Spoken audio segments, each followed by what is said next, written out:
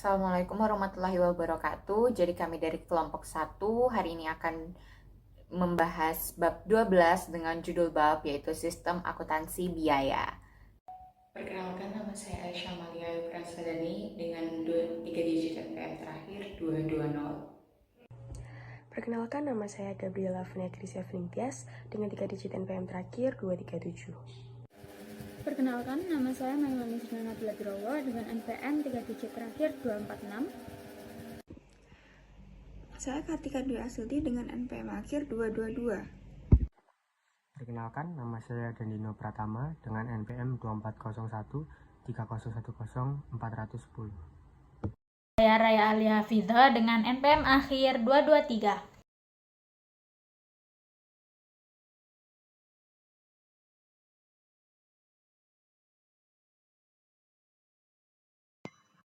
Di sini pertama kita bakal bahas tentang deskripsi kegiatan. Jadi sistem pengawasan produksi ini ditujukan untuk mengawasi pelaksanaan order produksi yang dikeluarkan oleh fungsi produksi. Nah, dokumen-dokumen yang digunakan ada 7. Yang pertama ini surat order produksi yang diberikan dari Departemen Produksi, jadi isinya itu surat perintah untuk memproduksi produk tersebut. Nah, yang kedua ada daftar kebutuhan bahan, jadi isinya itu list barang apa aja, bahan apa aja yang mereka butuhin untuk produksi dan berapa banyak bahannya. Yang ketiga ada daftar kegiatan produksi, ini adalah isi urutan dari suatu produksi tersebut. Yang keempat ada bukti permintaan dan pengeluaran barang gudang. Ini digunakan untuk meminta pengeluaran bahan-bahan pendukung yang digunakan dalam produksi. Yang kelima, ada bukti pengembalian barang gudang. Yang keenam, kartu jam kerja. Dan yang ketujuh terakhir ada laporan produk selesai.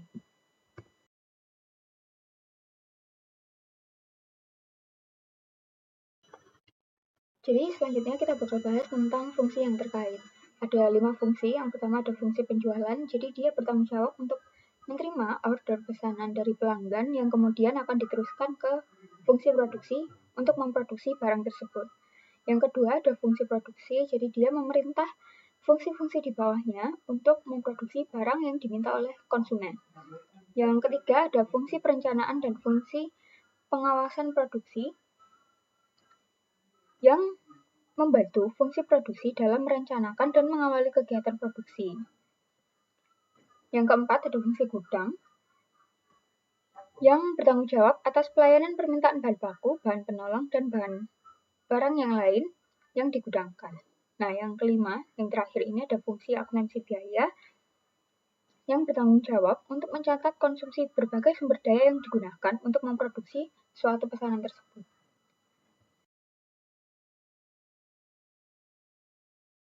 Oke, di sini saya akan menjelaskan materi tentang jaringan prosedur yang membentuk sistem. Di sini ada 6 bagian. Bagian pertama yaitu prosedur order produksi.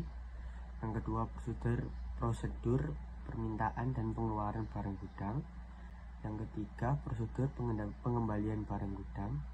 Yang keempat prosedur pencatatan jam kerja dan biaya tenaga kerja langsung. Yang kelima prosedur produk selesai dan pencatatan pembebanan biaya overhead pabrik. Dan yang terakhir prosedur pencatatan biaya overhead pabrik sesungguhnya, beban administrasi dan umum, dan yang terakhir beban pemasaran.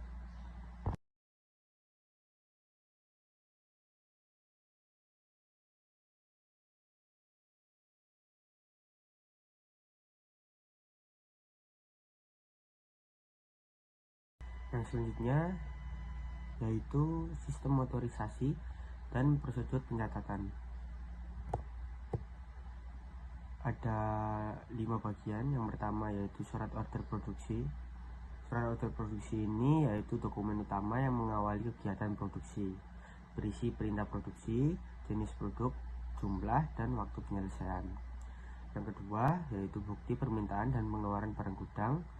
Ini berfungsi sebagai catatan persediaan dan dasar akuntansi biaya, harus disetujui oleh kepala fungsi produksi. Ketiga yaitu bukti kas keluar, digunakan untuk mencatat pengeluaran kas yang berkaitan dengan produksi, misalnya upah langsung. Yang keempat, daftar kebutuhan bahan dan daftar kegiatan produksi. Ini merupakan fungsi staf perencanaan dan pengawasan produksi. Dan yang terakhir yaitu kartu jam kerja. Ini mencatat penggunaan jam kerja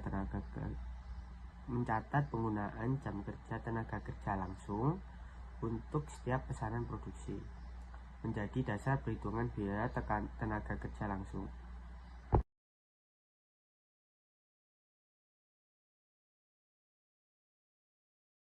Oke, selanjutnya saya akan menjelaskan materi praktik yang sehat. Oke, yang pertama ada 3. Yang pertama yaitu surat order produksi, bukti permintaan dan pengeluaran barang gudang, bukti kas keluar, dan bukti memorial dalam sistem akuntansi biaya untuk meningkatkan pengendalian dan akuntabilitas. Saya akan jelaskan poin-poinnya tadi. Yang pertama yaitu nomor urut tercetak, yang setiap dokumen sumber harus memiliki nomor urut tercetak. Kemudian tanggung jawab penggunaan nomor urut tercetak dipertanggungjawabkan oleh fungsi yang berwenang. Kemudian dasar pencatatan biaya, yaitu dokumen-dokumen ini menjadi dasar pencatatan biaya di jurnal dan kartu biaya. Selanjutnya nomor 2 yaitu secara periodik dilakukan rekonsiliasi kartu biaya dengan akun kontrol biaya dalam buku besar. Oke, sama seperti tadi saya akan menjelaskan poin-poinnya. Yang pertama yaitu tujuan rekonsiliasi, yaitu mengecek ketelitian data biaya antara kartu biaya dan akun kontrol di buku besar. Kemudian kesamaan dokumen sumber untuk mencatat biaya ke kartu biaya harus sama dengan yang digunakan untuk pencatatan ke jurnal atau catatan jurnal dan akun kontrol. Kemudian tindakan jika ada perbedaan. Jika ada selisih data, perlu dilakukan rekonsiliasi dengan meneliti dokumen sumber yang bersangkutan. Kemudian yang terakhir, nomor 3, secara periodik dilakukan penghitungan persediaan yang ada di gudang untuk dicocokkan dengan kartu persediaan. Sama seperti tadi, saya akan menjelaskan poin-poinnya, yaitu pertama, penghitungan fisik persediaan periodik. Persediaan di gudang secara berkala dihitung secara fisik. Kemudian pencocokan dengan kartu persediaan, yaitu hasil perhitungan fisik ini dicocokkan dengan pencatatan persediaan atau kartu persediaan yang ada di fungsi akuntansi. Kemudian tanggung jawab fungsi gudang yang bertanggung jawab atas penyimpanan fisik dan catatan fisik persediaan di gudang. Kemudian tanggung jawab fungsi akuntansi yang bertanggung jawab atas catatan kuantitas dan nilai rupiah persediaan. Kemudian yaitu metode mutasi persediaan atau perpetual inventory method, yaitu metode pencatatan persediaan yang berkelanjutan. Nah, tujuan penghitungan fisik itu apa? Yaitu yang pertama, menguji keamanan persediaan di gudang, dan yang kedua, mengecek ketelitian dan keandalan data dalam kartu persediaan. Nah, dan sebelah saya ini adalah contoh gambar, buku pembantu, akun kontrol, dan dokumen pendukung yang bersangkutan.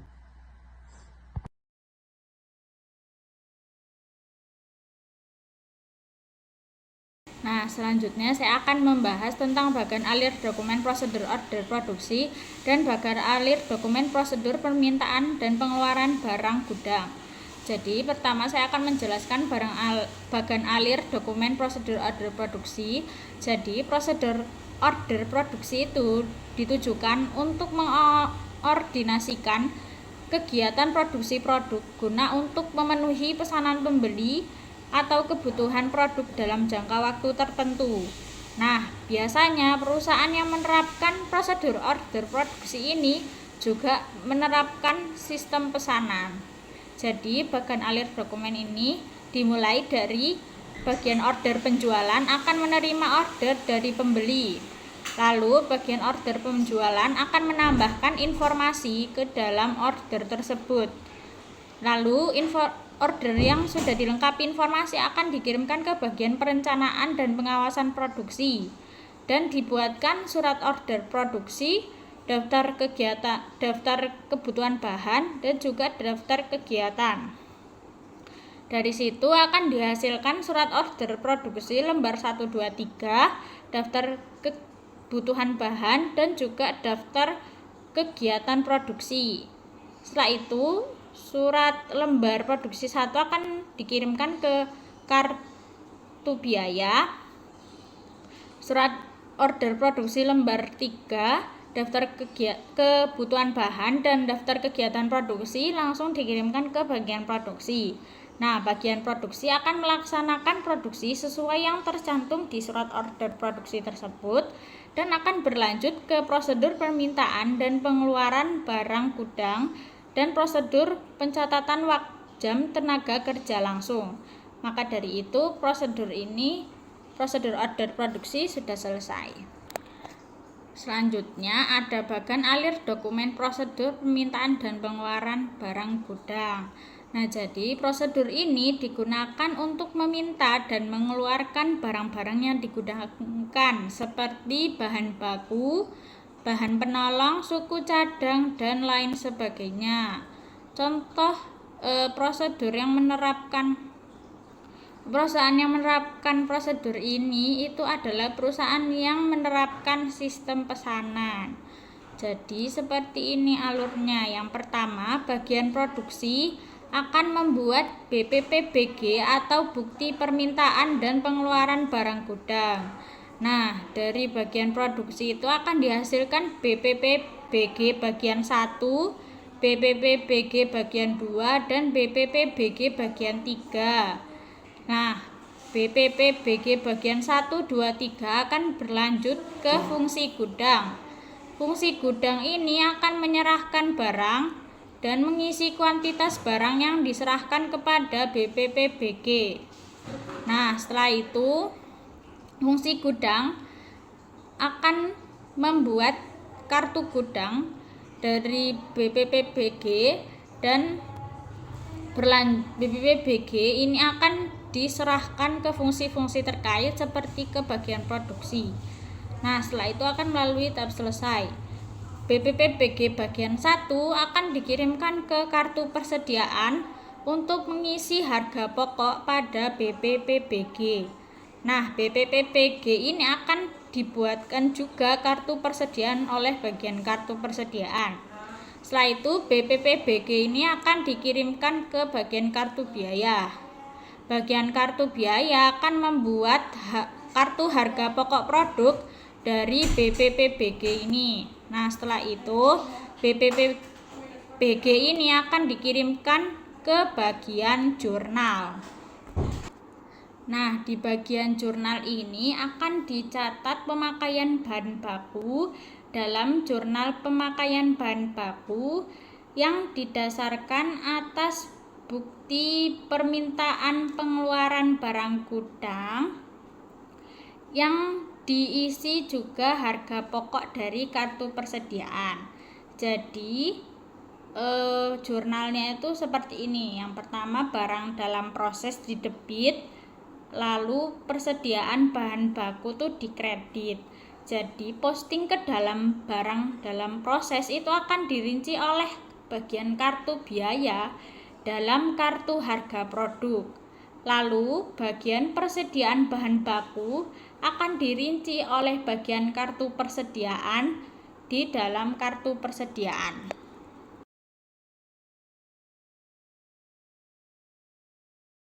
Next, saya akan membahas tentang bagian alir dokumen prosedur pengembalian barang gudang dan bagian alir dokumen prosedur pencatatan jam kerja dan biaya tenaga kerja langsung. Jadi saya akan menjelaskan tentang bagian alir dokumen prosedur pengembalian barang gudang terlebih dahulu. Di prosedur pengembalian barang gudang itu kan dalam produksi bahan baku yang sudah diminta itu kan bisa saja mengalami kelebihan gitu. Jadi kalau misal ada kelebihan itu harus dikembalikan ke fungsi gudang. Jadi tidak boleh disalahgunakan gitu. Nah, kalau misal mau dikembalikan, maka harus melalui prosedur pengembalian barang gudang. Jadi awal mulanya bagian produksi itu akan membuat bukti pengembalian barang gudang dan berhasilkan BPBG atau bukti permintaan pengembalian barang gudang lembar 1, lembar 2, dan lembar 3 dan dikirim ke bagian gudang bersamaan dengan barang. Nah, bagian gudang akan menandatangani BPBG lembar 1 sebagai tanda terima barangnya. Jadi barangnya sudah diterima terus ditanda tangan. Nah, BPBG ini akan dikirimkan ke fungsi-fungsi terkait dan juga dicatat informasinya dalam kartu gudang oleh fungsi gudang. Nah, BPBG ini akan dikirimkan ke bagian kartu persediaan untuk mengisi harga pokok pada BPBG. BPBG ini juga yang dijadikan dasar untuk informasi atau informasi tambahan dalam kartu persediaan. Lalu BPBG lembar 1 ini akan dikirimkan ke bagian kartu biaya untuk diisi informasi dalam kartu harga pokok produk dan berlanjut ke bagian jurnal. Jadi di dalam jurnal umum ini, jurnal akan mencatat pengembalian bahan baku dari bagian produksi ke bagian gudang berdasarkan bukti pengembalian barang gudang. Nah, dalam jurnal ini akan dicatat sebagai berikut, yaitu persediaan bahan baku di debit dan barang dalam proses dikredit. Pendebitan akun persediaan bahan baku itu akan dirinci oleh bagian kartu persediaan dalam kartu persediaan berdasarkan bukti pengembalian barang gudang. Sedangkan pengkreditan barang dalam proses itu akan dirinci oleh bagian kartu biaya dalam kartu harga pokok produk berdasarkan bukti pengembalian barang gudang. Selanjutnya ada bagian alir dokumen prosedur pencatatan jam kerja dan biaya tenaga kerja langsung. Jadi setelah fungsi produksi itu menerima surat order produksi dari Departemen Produksi yang disiapkan oleh bagian perencanaan dan pengawasan produksi dan juga meminta bahan baku melalui prosedur permintaan dan pengeluaran barang gudang. Pengerjaan proses produksi akan berlanjut akan memerlukan biaya tenaga kerja yang waktu dan upahnya itu dicatat dalam prosedur pencatatan jam kerja dan biaya tenaga kerja langsung. Nah, contohnya yang menerapkan ini itu perusahaan manufaktur yang menerapkan sistem pesanan. Jadi, prosedur pencatatan jam kerja dan biaya tenaga kerja langsung itu mulai dari proses mencatat jam kerja karyawan dan dari situ akan dibuatkan kartu jam kerja. Nah, berlanjut ke proses selanjutnya, kartu jam kerja ini akan menjadi dasar untuk menghitung upah dari hari jam hadir, jumlah, potong atau hari kerja. Setelah itu akan dibuatkan daftar upah dan juga rekap daftar upah. Nah, daftar upah dan rekap daftar upah ini akan melalui proses selanjutnya dan dibuatkan bukti kas keluar. Nah, dari proses itu hasilnya itu ada bukti kas keluar lembar 1, 2, 3, terus rekap daftar upah dan juga daftar upah. Nah, untuk daftar upah ini akan dikirimkan ke bagian kasa untuk dicatat sebagai upah kasa. Lalu BKK atau bukti kas keluar lembar 2 dan rekap daftar upah lembar 1 itu akan dikirim ke bagian jurnal untuk dibuatkan bukti memorial. Nah, setelah itu hasilnya ada bukti memorial, rekap daftar upah dan juga bukti kas keluar yang akan dicatat dalam jurnal umum.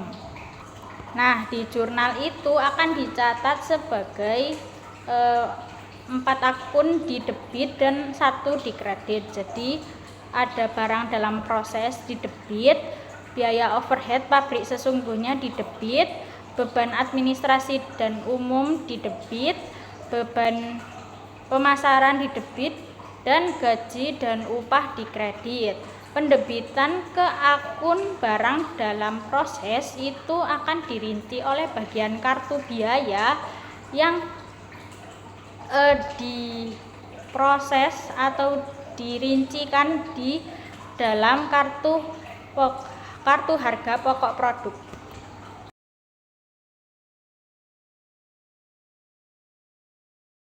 Selanjutnya, saya akan menjelaskan secara singkat mengenai alir dokumen prosedur produk selesai dan juga pencatatan beban biaya overhead pabrik.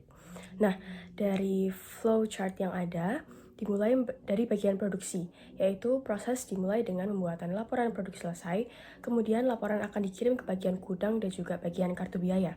Selanjutnya, di bagian gudang ini akan menerima laporan produk selesai dan juga membuat kartu gudang.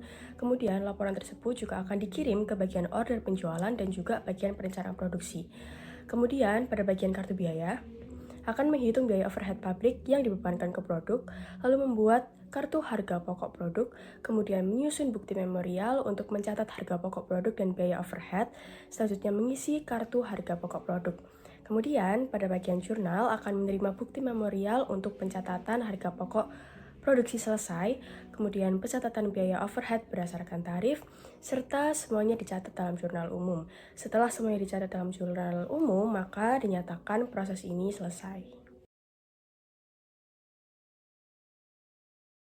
Selanjutnya, saya akan menjelaskan mengenai alir dokumen prosedur pencatatan beban overhead pabrik sesungguhnya, beban administrasi dan umum, dan beban pemasaran yang berasal dari pemakaian barang gudang. Jadi, dimulai dari bagian gudang, dimulai dengan adanya permintaan barang, kemudian dibuat BPPBG atau bukti permintaan dan pengeluaran barang gudang sebanyak 3 rangkap. Nah, satu rangkap ini diserahkan ke pemakai bersama dengan barang, ditambah satu untuk disimpan sebagai arsip. Kemudian, kartu gudang diisi untuk mencatat pengeluaran barang. Pada bagian kartu persediaan, BPBG dari gudang ini diterima, kemudian diisi harga pokok. Lalu, BPBG ini digunakan untuk mengisi kartu persediaan dan diteruskan ke bagian kartu biaya. Selanjutnya, pada bagian kartu biaya, berdasarkan BPBG, dibuat kartu biaya, kemudian informasi ini juga akan diteruskan ke bagian jurnal. Dan yang terakhir, pada bagian jurnal, BPBG dijadikan dasar untuk membuat entry pada jurnal umum. Jurnal diposting secara periodik ke buku besar, kemudian proses dinyatakan selesai. Nah, di slide ini akan menjelaskan bagaimana alir dokumen prosedur pencatatan biaya overhead pabrik sesungguhnya, beban administrasi dan umum, dan beban pemasaran yang berasal dari pengeluaran kas dan yang menggunakan register kas keluar dan jurnal umum. Jadi, untuk yang pertama, pada bagian utang, dimulai dari penerbitan BKK atau bukti kas keluar dan juga DP yang merupakan dokumen pendukung. Nah, dokumen-dokumen tersebut disusun sebanyak 3 rangkap. Yang pertama, rangkap pertama digunakan untuk register bukti kas keluar, kemudian dikirim ke bagian kas, dan yang selanjutnya dikirim ke bagian lain untuk keperluan pencatatan jurnal. Nah, kemudian di bagian jurnal ini akan menerima BKK rangkap 2 yang digunakan untuk mencatat di jurnal umum. Secara periodik, jurnal umum diposting ke buku besar. Dan yang terakhir adalah bagian kartu biaya yang juga akan menerima BKK rangkap 2 yang kemudian akan digunakan untuk mencatat di kartu biaya dan proses berakhir dan dokumen diarsipkan.